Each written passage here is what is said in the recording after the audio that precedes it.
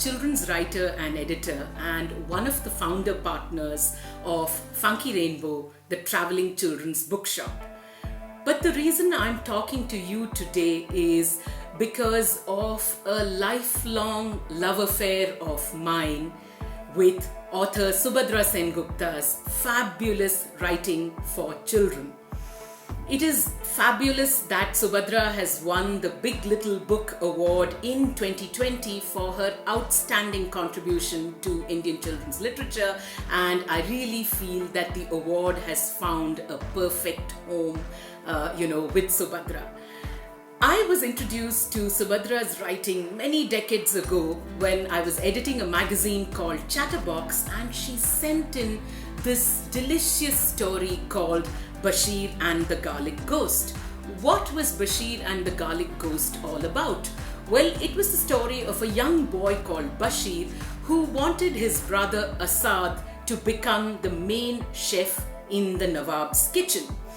There's just a little, a little paragraph in the story where she talks about the wonderful dishes that Asad cooks for the Nawab as part of a test.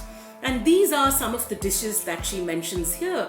There are 2 kinds of breads, the parathas and the sheermals, 3 kinds of kebabs, including the melt-in-the-mouth kakori kebabs, at least 4 kinds of pulaus and biryanis, lamb kalia, korma and pasanda. And believe me, I was just drooling while I was editing this story. And the thing is, I'm completely vegetarian. That is the beauty of Subhadra Sengupta's writing, the ability to transport you right to the times where her stories are set and right in the midst of her characters who are the protagonists of her story. Some years later, we created a set of books for Pratham, where I worked with Subhadra to introduce children to 4 different historical periods. There was the period of Emperor Akbar, that is the Mughal period. There was the period of the Pallavas in Mamallapuram. There was the period of the Dandi March with Mahatma Gandhi, and there was the period of King Ashoka in Patliputra. What was lovely about these 4 books was the fact that there were 4 children who were protagonists of the book, who came in contact with these famous rulers or famous personalities, and the charming stories or the charming episodes that followed when the children met these famous historical figures. And I think this may have been one of those early series where children were sort of set in specific historical periods to bring the stories alive for young readers. Some of Subhadra's other books that I really enjoyed are Let's Go Time Traveling, Life in India Through the Ages, a book that she has collaborated on, with illustrator Taposh Guha, somebody with whom she has worked across many years and many books, to give us fascinating answers to weird and impossible questions from Indian history. Was King Ashoka fond of chewing pan? Mulgatawny was a soup, but what was pish pash? Did they design jewelry in Harappa? And who played Pachisi, Chopper and Iyam Turki? Answers to such questions, simply sparkle off the pages of this book, as do answers to questions on different historical periods from a seminal book that she brought out, some years ago called A Children's History of India. We know many schools, many children absolutely enjoy reading this book so much more than they do their own history textbooks.